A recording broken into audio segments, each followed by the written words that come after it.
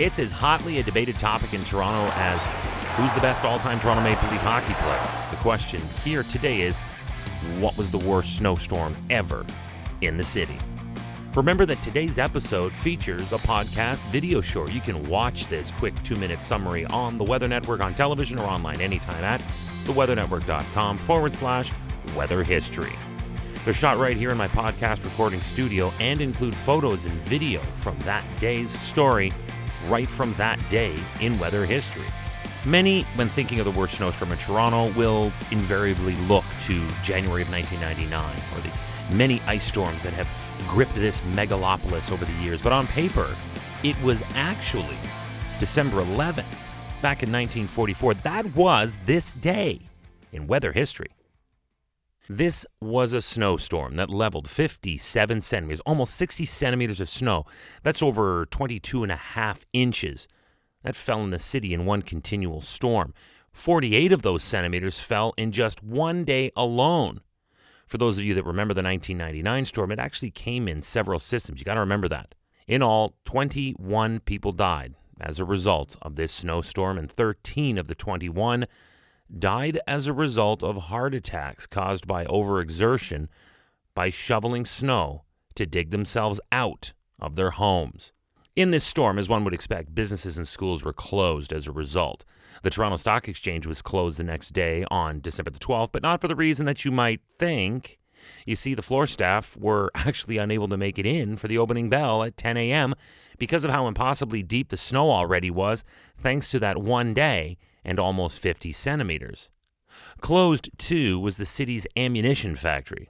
Now you're thinking, what now? Yeah, 1944, remember? That was right smack dab in the middle of Canada's involvement in World War II. So needless to say, this was a big deal. Come to think of it now, this is 2 days in a row where we have actually gone back to a World War occasion. Remember yesterday? If you weren't with us, yesterday's podcast, we were back in World War I. And if you missed yesterday's episode, you can always go back and get caught up. Remember to click the subscribe or follow button wherever you're listening to this podcast right now, and that lets you get reminded whenever the next day is ready to listen to, and it grants you full-time access to all the past episodes. Ooh, and hey, while you're there, please consider rating and reviewing the episodes that you're listening to.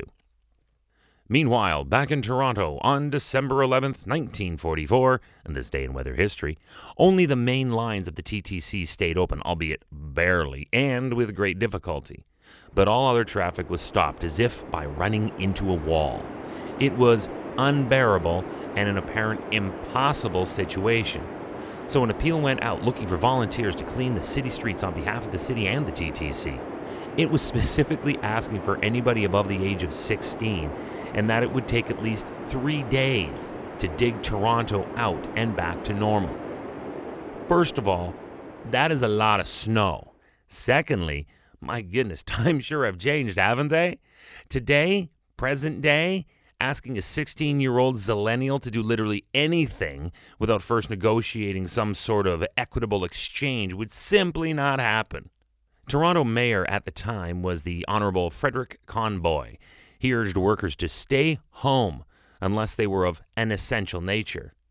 Sound familiar, 2020? He went on to say, quote, "We want all available transportation facilities to bring war workers to their jobs." Yes, the war effort was the only priority at the time, understandably, and the same as what we have today with our essential care workers during the COVID-19 pandemic that has, just like a world war, gripped the entire planet, bringing nations to their economic knees. It was estimated at the time that this city shutdown was costing upwards of $40,000 a day in 1944 dollars until it was finally cleaned up. So where were the 1944 snowplows? They were in drifts. Yeah, Toronto, that happened. This day in weather history. You ever watch a game on television from the Minneapolis Metrodome, whether it be baseball or football? All right, at this time in history, there were 3 of the ugliest sports stadiums in all of sports operating at the same time. They were the Seattle Kingdome, the Montreal Olympic Stadium, and the Minneapolis Metrodome.